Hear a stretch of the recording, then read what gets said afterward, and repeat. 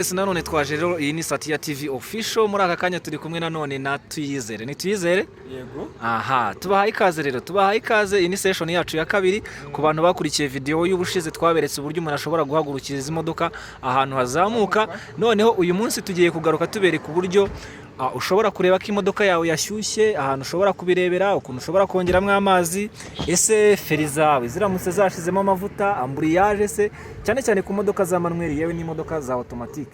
Ese ni he babyongereramo, ese ushaka gushyiramo essence ugeze kuri station ufungurira ka kanuza ka essence, ese boot ifungurwa gute, ibyo byose nibyo agiye gutangira twereka.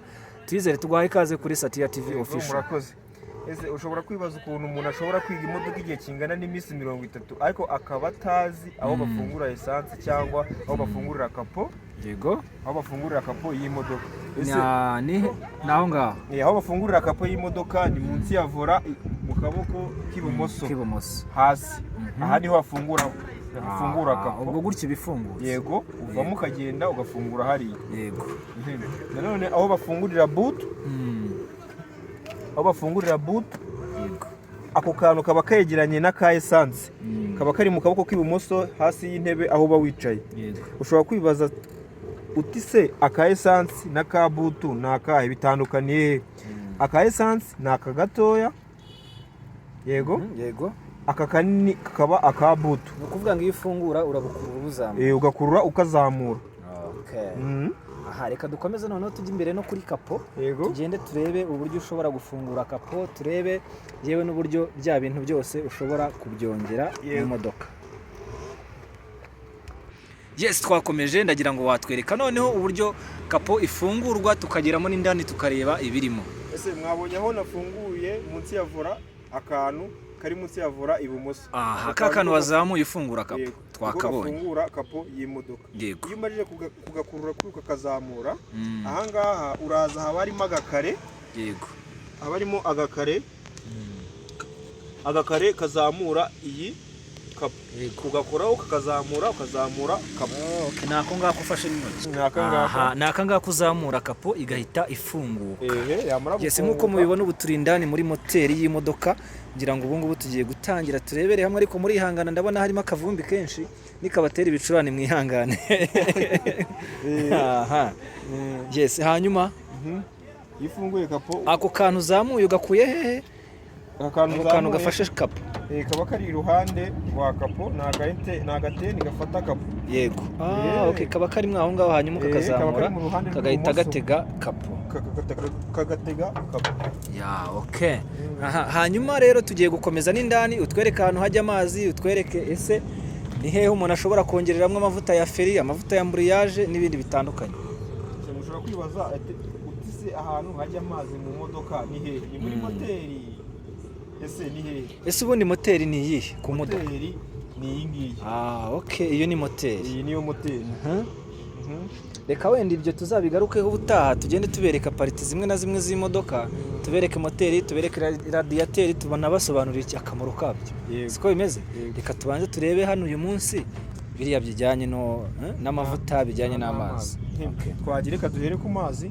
Imaje gufungura kapo yawe ureba kwaka gafuniko ka radiateri. Yego. Hafi yaho wakoze ka kantu ufungura kapo.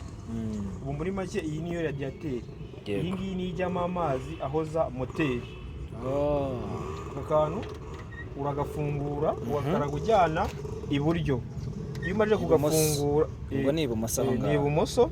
Wamara kugafungura murabona ko aya ari amazi.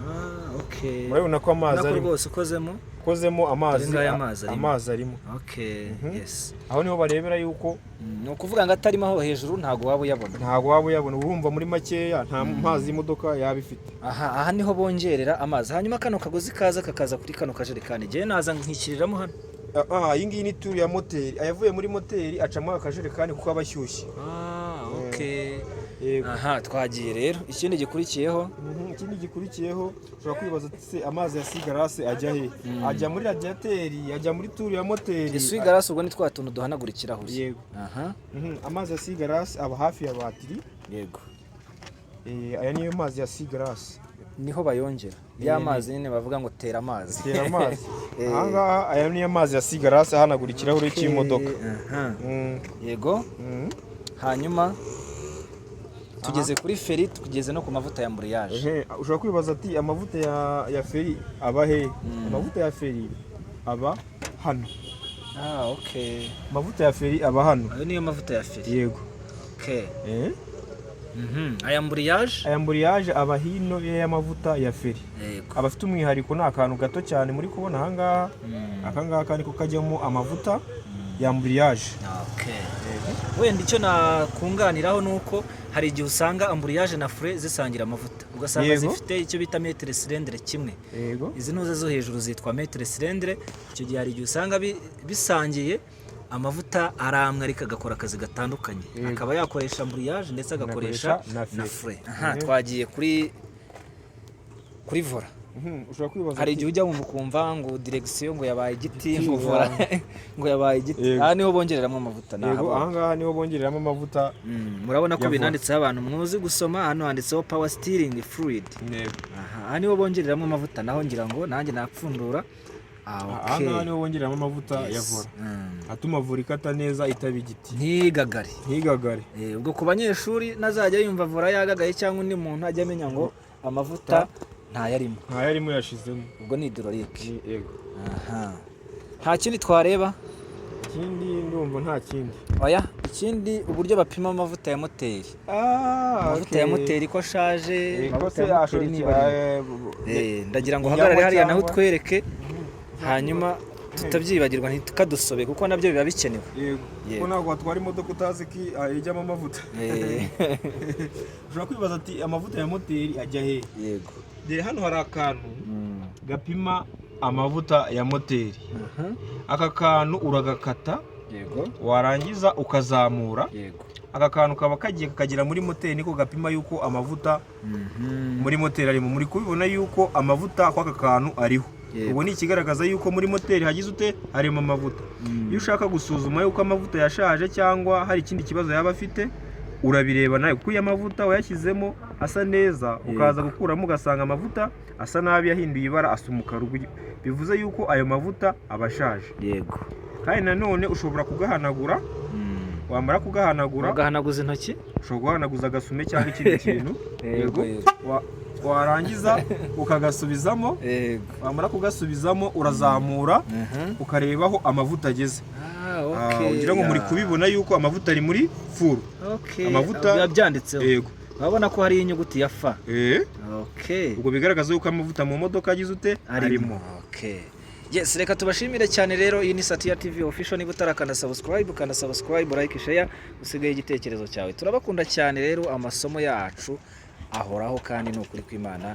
Reka tubifurize ibihe byiza. Niba utarakanda subscribe, kana subscribe, like, share ndetse usigaho igitekerezo cyawe. Uyu mugabo reka nawe adusezerere. Bye bye. Urakoze cyane.